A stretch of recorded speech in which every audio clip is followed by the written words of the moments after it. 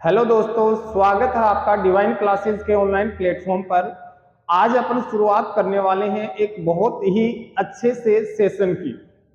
आपका सीईटी का एग्जाम आ चुका है ग्रेजुएशन लेवल का, जिसका एग्जाम अभी सितंबर माह में है। आपके पास लगभग 30 दिन बचे हैं और ये जो 30 दिन बचे इनमें अपन शुरुआत क्या, ये मान लो आज से शुरुआत ही कर दी है कि अभी अपन पॉलिटी पूरी करेंगे।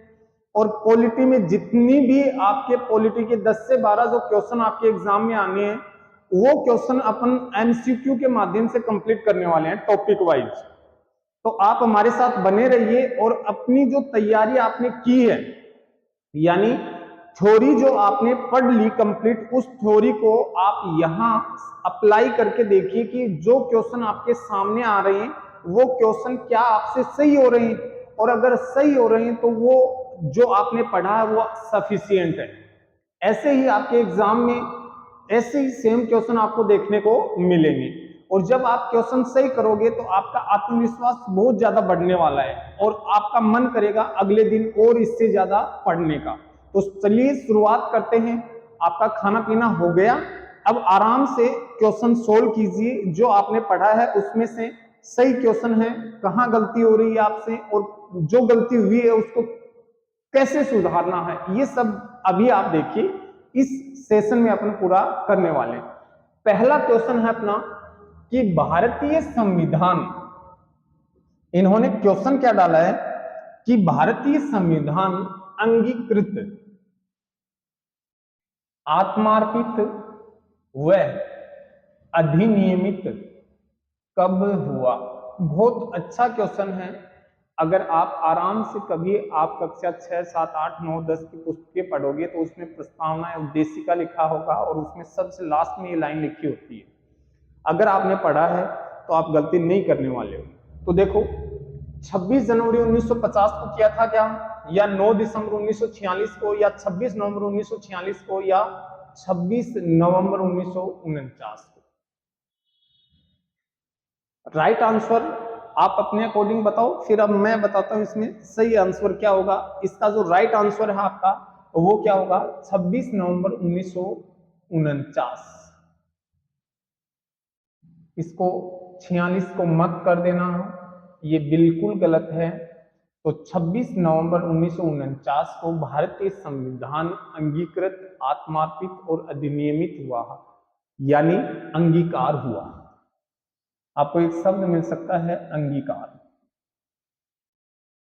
और ये जब अंगीकार हुआ था तो 26 नवंबर 26 नवंबर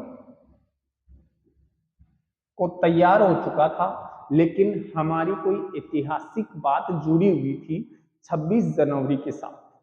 क्योंकि जब एक अपन पढ़ते हैं लाहौर अधिवेशन, और लाहौर अधिवेशन में हम कहते हैं कि पंडित जवाहरलाल नेहरू की अध्यक्षता में 26 जनवरी को पूर्ण स्वराज की मांग की तथा तिरंगा फहराया था। तो उस तिथि को ऐतिहासिक बनाने के लिए हमने कहा कि 26 जनवरी 1950 को हम संविधान को लागू करेंगे। संविधान को क्या करेंगे, लागू करेंगे। तो 9 दिसंबर को क्या था सर, 9 दिसंबर को संविधान जो सभा थी, क्या थी, संविधान सभा। इस संविधान सभा की प्रथम बैठक हुई थी। क्या हुई थी, संविधान सभा की जो प्रथम बैठक हुई थी वो कब हुई थी, 9 दिसंबर 1946। और कहां हुई थी, दिल्ली में।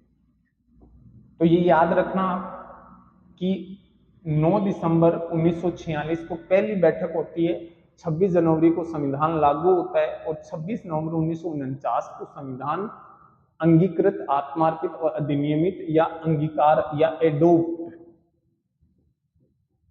किया गया था।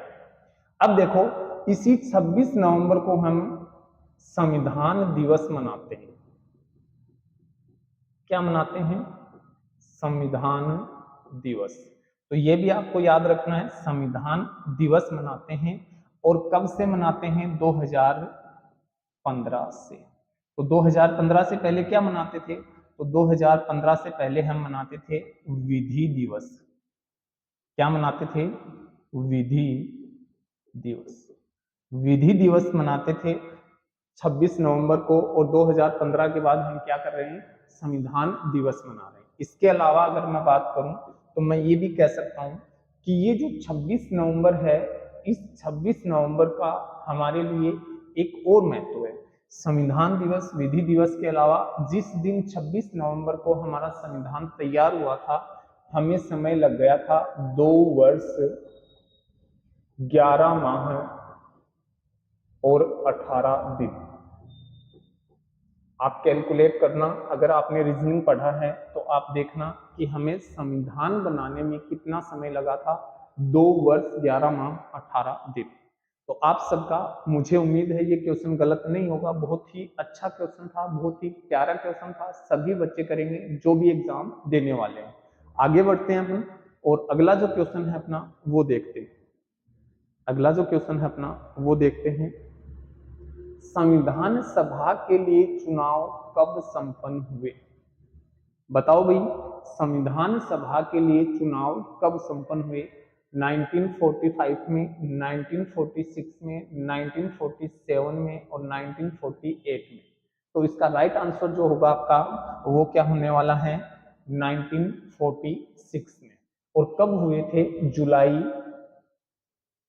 जुलाई और अगस्त, जुलाई और अगस्त 1946 को संविधान सभा के लिए चुनाव होते हैं, जिसमें से जो सीटें थी वो टोटल कितनी थी, 296, 296 सीटों पर चुनाव होता है।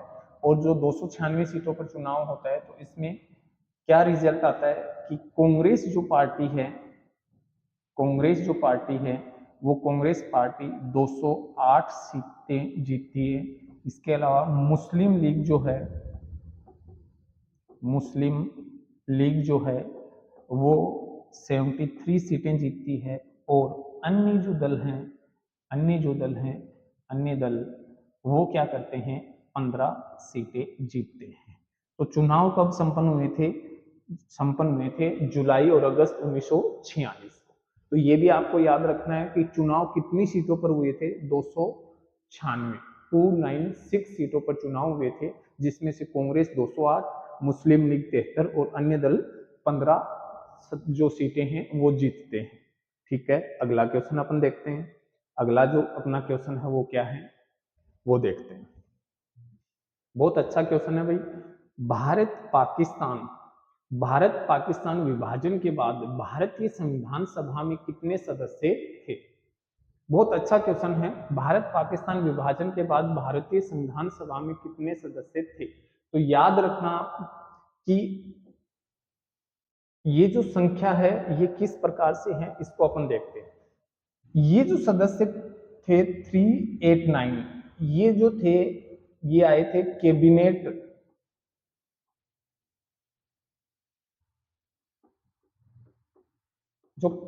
मिशन के तहत थी। तो भारतीय संविधान सभा का गठन किया गया था। तो जो कैबिनेट मिशन के अनुसार संविधान सभा के सदस्य,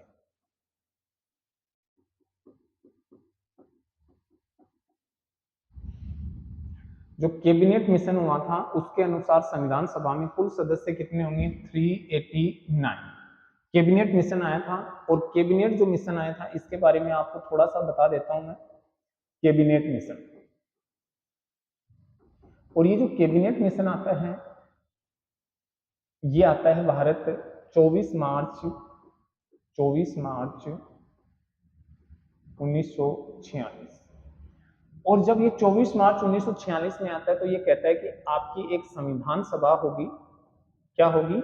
संविधान सभा। और ये जो संविधान सभा होगी इसमें कुल सदस्य होंगे 389, जिसमें से 3 रूप में सदस्य होंगे। कैसे कैसे होंगे? सबसे पहले हमने कहा ब्रिटिश प्रांतों से। कैसे होंगे? ब्रिटिश प्रांतों से। और ब्रिटिश प्रांतों से कुल सदस्य कितने होंगे? 292 सदस्य। 292 सदस्य होंगे। फिर हमने कहा 4 सदस्य जो होंगे वो होंगे चीफ कमिश्नर प्रांतों से, और ये कितने होंगे? 4 सदस्य हो गए। 4 सदस्य प्लस 200 कितने हो गए? 296। यानी कि ये जो सदस्य थे टोटल 296 सीटें जो थी, ये कैसी थी? निर्वाचित। कैसी सीटें थी ये? निर्वाचित, यानी कि इन पर चुनाव होने थे। जबकि जबकि अगर अपन बात करते हैं कि देसी रियासतों से, देसी रियासतों से 93 सीटें थी, और ये जो 93 सीटें थी ये थी मनोनीत, यानी कि जो देसी रियासतें हैं उनसे 93 लोग जाएंगे, 93 लोग जाएंगे। कहां जाएंगे? संविधान सभा में। लेकिन इनका निर्वाचन नहीं होगा, निर्वाचन केवल 296 सदस्यों का निर्वाचन होगा, जिसमें मैंने आपको बताया था कि अभी अभी पिछले क्वेश्चन में कि 296 सीटों पर जब चुनाव होते हैं और इन चुनाव का जब नतीजा आता है तो इनमें से 208 सीटें जो हैं वो कांग्रेस जीत लेती है। तो इस प्रकार से कैबिनेट मिशन का जो ढांचा था वो इस प्रकार। अब देखो 284 सदस्य जो हैं, 284 सदस्य हैं, इनका क्या है? ये जो सदस्य थे, ये सदस्य संविधान सभा की जो अंतिम बैठक हुई थी 24 जनवरी 1950 को अंतिम बैठक होती है, और उस अंतिम बैठक में जो हस्ताक्षर करते हैं वो सदस्य कितने थे? अंतिम बैठक में हस्ताक्षर करने वाले 284। ये जो 207 सदस्य थे ये 9 दिसंबर 1946 को प्रथम जो बैठक होती है, प्रथम बैठक, उस बैठक के जो सदस्य थे वो कितने थे? 207, और 299 जो सदस्य हैं वो इसका अपना क्या होगा? राइट आंसर होगा। भारत पाकिस्तान विभाजन के बाद भारतीय संविधान सभा में 299 सदस्य थे। तो देखो आपके सारे डाउट क्लियर हो गए कि पहली बैठक हुई थी उसमें 207 सदस्य थे, कैबिनेट मिशन के अनुसार 389 थे, 284 सदस्यों ने अंतिम बैठक में हस्ताक्षर किए थे, और 299 सदस्य जो थे वो विभाजन के बाद भारतीय संविधान सभा में रहे थे। तो ये जो क्वेश्चन है इनको आप बड़े आराम से सोल्व करो। अगर आपको लगे कि इसका स्क्रीनशॉट लेना चाहिए तो हाँ, एक यहाँ से आपका एक क्वेश्चन जरूर बनने वाला है, बहुत प्यारा क्वेश्चन बनने वाला है ना। तो ये आपका एक क्वेश्चन यहाँ से बनेगा। फिर अपन आगे बढ़ते हैं, और आगे बढ़ते हुए अपन देखेंगे अगला जो अपना क्वेश्चन है वो क्या कहता है। वो कहता है कि निम्नलिखित में से बेमेल छांटिए, यानी कि इनमें से कोई एक ऐसा जोड़ा है जो बेमेल है, वो देखते हैं। संघीय संविधान समिति जवाहरलाल नेहरू, बिल्कुल सही बात है ये, यानी कि ये हमारा सही सुमेलित है। प्रांतीय संविधान समिति सरदार पटेल, बिल्कुल सही बात है, ये भी सही है। इसके अलावा प्रारूप समिति जे.बी. कृपलानी, ये गलत बात है, यानी कि प्रारूप समिति जो है, प्रारूप समिति है, इसी को अपन प्रारूप समिति, और ये जो प्रारूप समिति है इसी का अपने को नाम मिलता है मसौदा समिति, और इसी का अपने को नाम मिलता है, इसी का अपने को मिलता है ड्राफ्ट कमेटी। और इसका जो अध्यक्ष था वो कौन था अपने? इसका जो अध्यक्ष था वो था भीमराव B.N. राव, भीमराव अंबेडकर।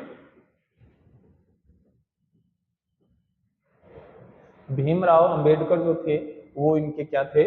प्रारूप समिति के अध्यक्ष थे। तो इसका मतलब प्रारूप समिति जो है उसके जे.बी. कृपलानी नहीं थे, ये गलत बात है। और झंडा समिति जो है ये राजेंद्र प्रसाद थे भी, है ना। कई पुस्तकें इसको गलत बताती हैं, नो डाउट, बिल्कुल ये सही है, राजेंद्र प्रसाद थे झंडा समिति के। अब देखो अपना जो राष्ट्रीय ध्वज है, झंडा जो है वो कौन सा है? तिरंगा। और इसको कब अपनाया गया था, तो ये आप मुझे बताओ। इसको अपनाया गया था 22 जुलाई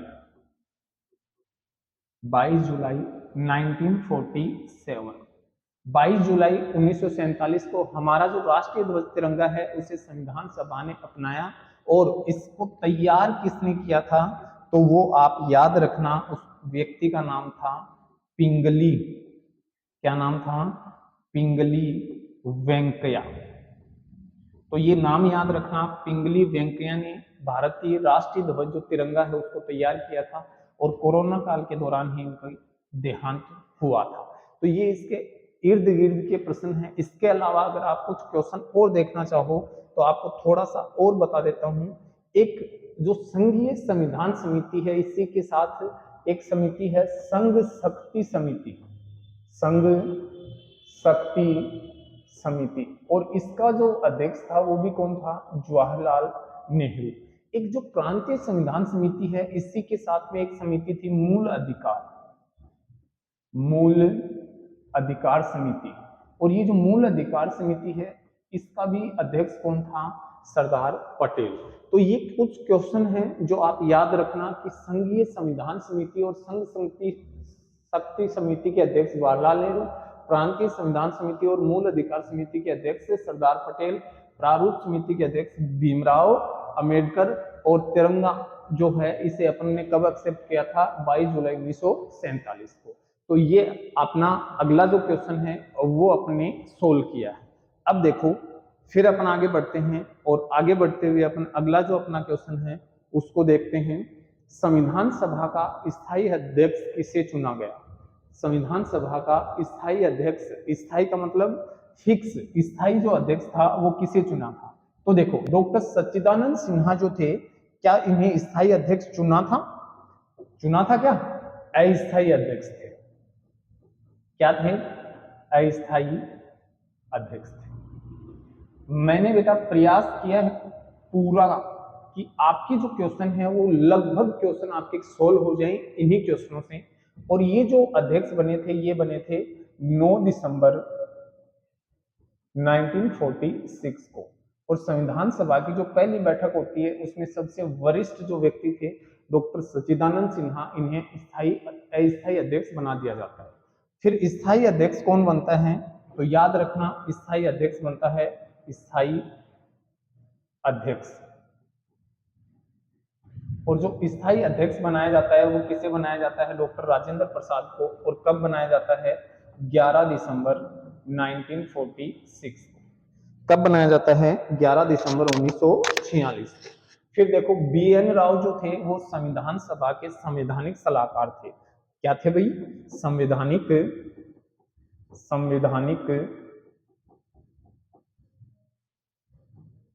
संवैधानिक सलाहकार। तो याद रखना संविधान सभा के संवैधानिक सलाहकार BN राव थे। और हरेंद्र कोमर मुखर्जी जो थे वो कौन थे? वो संविधान सभा के प्रथम उपाध्यक्ष थे। और इनको उपाध्यक्ष बनाया गया था 25 जनवरी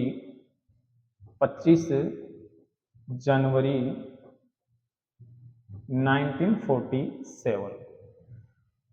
हरेंद्र कोमल मुखर्जी संविधान सभा के प्रथम उपाध्यक्ष थे। कब बने थे? 25 जनवरी 1947 को। और एक व्यक्ति था वीटी कृष्णाचार्य। ये जो था इसको बनाया था दूसरा उपाध्यक्ष। क्या बनाया था? दूसरा उपाध्यक्ष। और एक नाम और लिख लो, कहीं आपको कई बार छोटा सा पूछ भी लेते हैं। एक था फ्रैंक एंथोनी। एक नाम था फ्रैंक एंथोनी, ये था उपसभापति। संविधान सभा का उपसभापति जो था वो था फ्रैंक एंथोनी। तो जो भी यहां से जो प्रश्न बनने वाला है, अस्थायी अध्यक्ष सच्चिदानंद सिन्हा थे, स्थायी अध्यक्ष राजेंद्र प्रसाद थे, BN राव संवैधानिक सलाहकार थे, हरेंद्र कोमल मुखर्जी प्रथम उपाध्यक्ष थे, फ्रैंक एंथोनी उपसभापति थे, और VT कृष्णाचार्य जो थे वो दूसरे उपाध्यक्ष थे। क्या थे, दूसरे उपाध्यक्ष थे। तो यहां से आपका एक भी क्वेश्चन गलत नहीं होने वाला, ये मेरा दावा है आपसे। तो आप इसका स्क्रीनशॉट भी ले सकते हैं और इसको आप सही भी कर सकते हैं। अगला जो क्वेश्चन रहेगा अपना, वो क्वेश्चन रहेगा भारतीय संविधान की विशेषता नहीं है। तो इसका जो राइट आंसर है वो क्या रहेगा, भारतीय संविधान की विशेषता एकल नागरिकता है क्या? बिल्कुल सही बात है, ये एकल नागरिकता है। और कहां से प्रावधान लिया है हमने? ब्रिटेन से। कहां से लिया है इसका प्रावधान? ब्रिटेन से। यानी कि हमें भारत की नागरिकता लेनी होती है, ये नहीं है कि हमें हमें भारत और राज्य दोनों की नागरिकता लेनी हो। इसके अलावा जो हम कहते हैं कि नागरिकता का जो संविधान में उल्लेख अगर आपसे पूछा जाए तो आप कह सकते हो कि भाग तो है 2 और अनुच्छेद है 5 से 11। तो ये बात याद रखना, सार्वभौमिक व्यस्त मताधिकार बिल्कुल है हमारा, क्योंकि व्यस्त मताधिकार से ही हमने सार्वभौमिक है, कहीं कोई इसका अपवाद नहीं मिलता है। इसका मतलब अगर आपसे कई बार ये क्वेश्चन पूछा गया है, बहुत अच्छा प्रश्न है। एक संविधान संशोधन हुआ था, 61वां संविधान संशोधन, तो ये आप नोट कर लो, बहुत अच्छा क्वेश्चन बनेगा। और 1989 में हुआ था। और 61वां संविधान संशोधन 1989 में जब हुआ तो इसमें क्या किया था कि जो मतदान की आयु है वो 21 वर्ष से घटाकर 18 वर्ष कर दी। 21 वर्ष से घटाकर 18 वर्ष कर दी। कई बार एग्जाम में पूछा गया है कि 61वां संविधान संशोधन किस संविधान संशोधन के तहत आयु 21 वर्ष से घटाकर 18 वर्ष की गई, तो 61वां संविधान संशोधन। और संसदीय शासन प्रणाली है, संसद के जो दोनों सदन हैं वो उनमें आपस में जुड़ाव होता है, इसका मतलब एकीकृत शासन व्यवस्था जो है वो इसकी विशेषता नहीं है। तो राइट आंसर क्या होगा इसका राइट आंसर होगा डी। क्यों? एकीकृत की जगह जो है हमारी है विकेंद्रीकृत। यानी केंद्र जो है हमारा जो केंद्र है वो सभी राज्यों को, यानी कि राज्य जो है राज्यों को अपनी शक्ति का बंटवारा कर देता है। ऐसा नहीं है कि केंद्र से ही पूरे भारत में शासन, एक जगह पूरा शासन निहित है, ऐसा नहीं है। इसका मतलब विकेंद्रीकृत शासन व्यवस्था है। और हमारे भारत के अंदर केंद्र ने अपनी कुछ शक्तियां रखते हुए, कुछ विषय रखते हुए, बाकी विषय जो है वो राज्यों को सौंप दिए कि राज्य अपना प्रशासन अपने राज्य में सुचारू रूप से संचालित करे। तो विकेंद्रीकृत शासन व्यवस्था है, ना कि एकीकृत। तो इसका राइट आंसर क्या होगा? D, option D. अगला जो क्वेश्चन है वो अपन देखते हैं। और अगला जो क्वेश्चन है वो क्या कहता है, चलो फटाफट देखते हैं। निम्नलिखित में से कौन प्रारूप समिति में शामिल नहीं था? बहुत अच्छा क्वेश्चन है, बहुत शानदार क्वेश्चन है, छपने वाला क्वेश्चन है, सोचने की जरूरत नहीं है, इंपोर्टेंट लगा लेना चाहिए। और क्वेश्चन क्या है, अधीनस्थ बोर्ड बहुत अच्छे से पूछता है। अब इस प्रारूप समिति की कुंडली निकालते हैं। प्रारूप समिति, प्रारूप जो समिति थी इसका गठन कब होता है? तो इसका गठन होता है 29 अगस्त 1947 को। और इसका अध्यक्ष बनाया जाता है 30 अगस्त को 1947 को। बनाते किसको है? तो इसमें कुल सदस्य हैं 7। और जो 7 सदस्य उसमें सबसे पहले बोलते हैं अपन भीमराव अंबेडकर। और अंबेडकर को क्या बनाया जाता है? इस समिति का अध्यक्ष। फिर एक व्यक्ति था जिसका नाम है अल्लादी कृष्ण स्वामी अय्यर। ये देखो, अल्लादी कृष्ण स्वामी अय्यर। तीसरा जो व्यक्ति था वो था गोपाल स्वामी आयंगर। फिर चौथे व्यक्ति की अगर अपन बात करते हैं तो वो था डॉक्टर के एम मुंशी। डॉक्टर के एम मुंशी, डॉक्टर के एम मुंशी। फिर अगर पांचवा व्यक्ति था मोहम्मद सादुल्ला, एकमात्र मुस्लिम सदस्य था मोहम्मद सादुल्ला। और फिर अगर अपन बात करते हैं, एक था इसमें डीपी खोतांग। और ये जो व्यक्ति होता है ना, इसकी मृत्यु हो जाती है, तो इसकी जगह पे नया व्यक्ति जो आता है उसका नाम था टीटी टीटी कृष्णाचारी। तो ये नाम याद रखना। फिर हम बात करते हैं, सातवां जो व्यक्ति था उसका नाम था बीएल मित्र, बीएल मित्र। और ये जो मित्र था, ये जो मित्र था, इस मित्र की जगह जो व्यक्ति आता है उस व्यक्ति का नाम था माधवन। क्या था? माधव राव। तो याद रखना, ये जो कैसे थे, ये दोनों व्यक्ति जो थे, एक तो था टीटी कृष्णाचारी, एक माधव राव, ये दोनों तो थे नामित। और बाकी जो सदस्य जितने भी थे, अंबेडकर, अल्लादी कृष्ण स्वामी अय्यर, आयंगर, मुंशी और सादुल्ला, ये पांचों लोग जो थे ये क्या थे? निर्वाचित। तो इसको आप बहुत अच्छे से अपनी नोटबुक में तैयार कर लो, ये नाम रट लो कैसे भी। अंबेडकर है, अयंगर है, अय्यर, आयंगर, मुंशी, सादुल्ला और खोतान मित्र दोनों हट गए, तो कृष्णाचार्य और माधव राव। सारे नाम देखो अपने कृष्ण जी से रिलेटेड हैं, तो आप आराम से इनको याद कर सकते हो। तो इसमें कौन होगा? ये भी है, खोतान भी है, डॉक्टर के एम मुंशी है। इसका मतलब राइट आंसर जो क्या होगा? राइट आंसर इसका होगा डॉक्टर वी एन ठक्कर। ये नहीं था, तो इसका राइट आंसर जो होना है वो होना वी एन ठक्कर। बिल्कुल ऐसे का ऐसा ये क्वेश्चन आपके एग्जाम में छपने वाला है कि प्रारूप समिति में कौन सदस्य नहीं था, तो आराम से इसको आप सोल्व कीजिए। अगला जो क्वेश्चन है अपन, इसका अगर स्क्रीनशॉट लेना चाहो तो आप आराम से ले लो, फिर अपना आगे बढ़ते हैं। अगला जो अपना क्वेश्चन रहेगा वो क्वेश्चन है, निम्नलिखित में से कौन सा कथन असत्य है?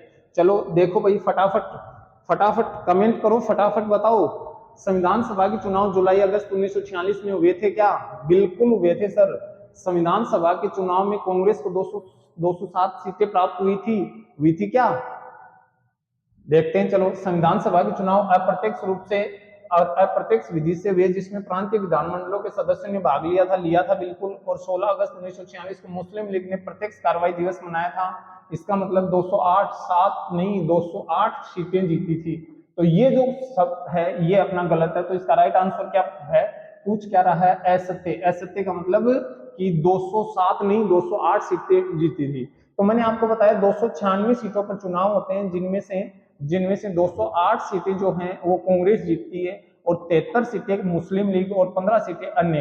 तो जैसे ही कांग्रेस 208 सीटें जीतती है तो मोहम्मद अली जिन्ना ने इनका बहिष्कार कर दिया और 16 अगस्त को 1946 को कहा कि ये हमारे लिए काला दिवस है और प्रत्यक्ष कार्रवाई दिवस के रूप में मनाया। तो हिंदू मुस्लिम दंगे हुए, हिंदू मुस्लिम दंगे हुए और सबसे ज्यादा जो प्रभाव रहा वो रहा बंगाल पर। सबसे ज्यादा जो प्रभाव रहा वो कहाँ रहा था? बंगाल पर सबसे ज्यादा प्रभाव रहा था। तो इसका राइट आंसर, कभी भी बड़ा क्वेश्चन दिखे तो घबराने की जरूरत नहीं, बिल्कुल आराम से उस क्वेश्चन को पढ़ो, आराम से सोल्व कर दोगे। अगला जो अपना क्वेश्चन रहेगा वो क्वेश्चन देखते हैं अपन क्या है। 9 का नंबर क्वेश्चन है, निम्नलिखित में से कौन कैबिनेट मिशन का सदस्य नहीं था? अभी बता के आया था भाई, मैंने क्लास में भी बहुत अच्छे से समझाया था ये क्वेश्चन, बहुत अच्छे से मैंने आपको बताया था एलक। बस एक नाम याद रखो, एलक। एलक से मैंने आपको बताया था अलेक्जेंडर, दूसरा ले से लॉरेंस और कैसे क्रिप्स। इसके अलग जो भी कोई नाम है वो देख लो, लॉर्ड कर्जन। इसका मतलब राइट आंसर क्या होगा? Lord Curzon. ये कौन था? ये बंगाल विभाजन के समय वाइसरॉय था। बंगाल विभाजन लॉर्ड कर्जन के समय हुआ था। तो बंगाल विभाजन के समय वाइसरॉय कौन था? लॉर्ड कर्जन था। बिल्कुल आसान क्वेश्चन था, मैंने आराम से बता दिया था। लॉरेंस, अलेक्जेंडर और क्रिप्स। ये जो लॉरेंस जो था ये भारत सचिव था, भारत सचिव के पद पर कार्यरत था। क्रिप्स जो था ये व्यापार मंडल से का मुखिया था और ये जो था ये नौसेना से संबंधित था, नौसेना। तो बस इतना याद रखना, क्रिप्स, लॉरेंस और अलेक्जेंडर, और शब्द याद रखना एलक। तो अगर कैबिनेट मिशन की कभी भी सदस्य पूछे जाते हैं तो एलक याद रखना, बाकी आपको सोचना ही नहीं है, बिल्कुल आराम से ये क्वेश्चन आप सोल्व कर दोगे, है ना। हमारे बच्चों को तो बिल्कुल याद है, खूब अच्छे से मैंने क्लास में पढ़ाया है। ये देखो भीमराव अंबेडकर का संविधान सभा में निर्वाचन कहां से हुआ था? अब देखो कहां से हुआ था बताओ भाई आप लोग, ये क्वेश्चन बहुत अच्छा है। भीमराव अंबेडकर का जो निर्वाचन सबसे पहले होता है वो होता है बंगाल से। फिर क्या होता है कि ये जो बंगाल की एक सीट थी जो कि किसमें थी, पूर्वी बंगाल में। और जब भारत का विभाजन होता है तो पूर्वी बंगाल किसके हिस्से में चला जाता है, पाकिस्तान। जब ये पाकिस्तान के हिस्से में चला जाता है तो भारत के सामने समस्या आ जाती है और कांग्रेस कहती है बंबई की, एक बंबई जो प्रेसिडेंसी थी, क्या नाम था, बंबई, बंबई प्रेसिडेंसी। और इसकी एक सीट थी पूना। पूना सीट से एक जयराम थे, उनको सीट से हटाया जाता है और वहां इनको चुनाव लड़वाकर और संविधान सभा में लेकर आते हैं। तो देखो इसमें भीमराव अंबेडकर संविधान सभा में निर्वाचन कहां से हुआ, बंगाल और बंबई। कंफ्यूज मत होना, ये देखो पश्चिमी बंगाल लिखा है, उस समय पश्चिमी और पूर्वी बंगाल था ही नहीं, केवल बंगाल था। तो ये राइट आंसर नहीं होगा, बड़े ध्यान से समझना इस बात को। ये बात कब की है, ये पूर्वी और पश्चिमी बंगाल 1947 में होते हैं, उससे पहले केवल बंगाल था। और 1905 में बंगाल का विभाजन होता है, उस समय भी पूर्वी और पश्चिम बंगाल की अवधारणा आती है। तो उससे पहले जब हम बात करते तो पूर्वी और पश्चिम बंगाल का नहीं था, तो राइट आंसर होगा बंबई। बंबई प्रेसिडेंसी के से इनको चुनाव लड़वाया जाता है। फिर अगला जो क्वेश्चन है अपना, वो क्वेश्चन देखते हैं अपन, भारतीय संविधान पर सबसे अधिक प्रभाव किसका रहा? मैंने आपको बताया था बेटा, क्लास में खूब अच्छे से बताया था ये क्वेश्चन। सबसे ज्यादा प्रभाव रहा था भारत शासन अधिनियम का, क्योंकि पूरे के पूरे लगभग 250 जो अनुच्छेद थे वो यूं के यूं इसमें हमने उठा लिए थे, है ना, हमने यूं के यूं ले लिए। अब आ जाओ आगे। तभी तो भारतीय संविधान को उधार का थैला कहते हैं, विदेश वाले कहते हैं कि इधर उधर से आपने उठा उठा के चक चक के आपने काम किया है, अपना काम निकाला है। भारत एक गणतंत्र है, बताओ क्यों है भारत एक गणतंत्र? भारत एक गणतंत्र क्यों है, राइट आंसर बताओ। निर्वाचित है, संसद की सदनात्मक द्विसदनात्मक है, संप्रभुता जनता में निहित है, या मंत्रिपरिषद लोकसभा के प्रति उत्तरदायी होती है। राइट आंसर क्या होगा इसका? इसका राइट आंसर होगा, बोलो बोलो, कमेंट करो, फटाफट कमेंट करो, क्या होगा? राइट आंसर होगा ए, राष्ट्रपति निर्वाचित है या होता है। देखो शासन जो होता है ना, शासन, शासन दो प्रकार से होता है, एक होता है अध्यक्षात्मक और एक होता है गणतंत्रात्मक। अध्यक्षात्मक शासन में जो राष्ट्र का जो अध्यक्ष होता है, राष्ट्र का जो अध्यक्ष होता है, वो अध्यक्ष क्या होता है, वंशानुगत होता है, यानी कि बेटे का बेटा, बेटे का बेटा। और गणतंत्र में क्या होता है, निर्वाचित, यानी कि उसको जनता चुनती है और वो हटाया भी जा सकता है। तो भारत कब बना था? तो आप बता देना कि सर 26 जनवरी 1950 को बना था, 26 जनवरी 1950 को बना था। कहीं कोई डाउट नहीं होना चाहिए आपको। फिर अपन बात करते हैं और अपन अगला जो क्वेश्चन है अपना उसको देखते हैं कि निम्नलिखित में से सुमेलित नहीं है। तो आप मुझे बताओ कि निम्नलिखित में से सुमेलित नहीं है, इसका मतलब ये इनमें से देखते हैं, आपातकालीन उपबंध फ्रांस से लिए हैं क्या हमने, हैं? अरे आपातकालीन उपबंध फ्रांस से लिए थे क्या, बताओ। तो हमने कहां से लिए थे, हमने जर्मनी से लिए थे, तो इसका मतलब ये गलत है। तो राइट आंसर क्या होगा, आपातकालीन उपबंध जर्मनी से, जबकि संविधान संशोधन की प्रक्रिया अफ्रीका से ली थी, सोवियत संघ से मूल कर्तव्य, यानी कि जिसको हमने विभाजन के बाद रूस का, और समवर्ती सूची और प्रस्तावना हमने कहां से ली थी, ऑस्ट्रेलिया से लिया। बिल्कुल राइट आंसर है, कोई इश्यू नहीं है। अगला जो क्वेश्चन है वो अपन देखते हैं, और अगला क्वेश्चन कहता है भारत में सर्वोच्च कौन है? भारत में सर्वोच्च कौन है, भारत में, तो भारत में सर्वोच्च कौन है भाई बताओ। भारत में सर्वोच्च जनता है, राष्ट्रपति है, प्रधानमंत्री है, या संविधान है? फटाफट राइट आंसर बताओ इसका। तो इसका जो राइट आंसर होगा क्या होगा, फटाफट संविधान, और संविधान में सर्वोच्च कौन है? राष्ट्रपति। संप्रभुता किसमें निहित है? जनता में। तो ये क्वेश्चन बड़े आराम से हैं, आसान क्वेश्चन है, मैंने बहुत अच्छे से आपको बताया था। और प्रधानमंत्री क्या होता है? निर्वाचित या मनोनीत? चलो कमेंट में मुझे बताओ, प्रधानमंत्री क्या होता है या नियुक्त होता है? निर्वाचित, मनोनीत या नियुक्त? चलो मुझे बताना प्रधानमंत्री क्या होता है। चलो अगला क्वेश्चन अपन देखते हैं। और अगला जो क्वेश्चन, लास्ट क्वेश्चन रहेगा, 42वें संविधान संशोधन के तहत संविधान की प्रस्तावना, जिसको अपन उद्देशिका भी कहते हैं, में जोड़ा गया शब्द नहीं है समाजवाद, पंथ निरपेक्षता, अखंडता या एकता। तो इसमें आपको मैंने बताया था कि प्रस्तावना में आज तक केवल एक बार संशोधन हुआ है, और ये जो संशोधन हुआ था, ये 42वां संविधान संशोधन 1976 में हुआ था। और इस संशोधन के तहत समाजवाद भी जोड़ा, पंथ निरपेक्षता भी जोड़ा, अखंडता भी जोड़ा, एकता शब्द नहीं जोड़ा गया। इसका राइट आंसर अपना क्या होगा? एकता। तो इसी के साथ कैसी लगी आज की सीरीज आपको? अगर आपको ये सीरीज अच्छी लगी है तो अपने सभी साथियों को जो सीईटी की तैयारी कर रहे हैं उनको डेली अपने 8 बजे की क्लास में ज्वाइन करवाइए और कल की तैयारी कीजिए। कल अपन इसी से आगे का जो सेशन रहेगा उस पे अपन 15 क्वेश्चन लेके आएंगे। अपने कंटेंट को पढ़ते रहिए और अपनी तैयारी को मजबूत कीजिए। कहीं कोई डाउट है तो कमेंट में अपने कमेंट नोट कर दीजिए, हम आपका जवाब जरूर देंगे। मिलते हैं कल के वीडियो में, तब तक अपनी पढ़ाई को मजबूत कीजिए, स्वस्थ रहिए। जय हिंद दोस्तों।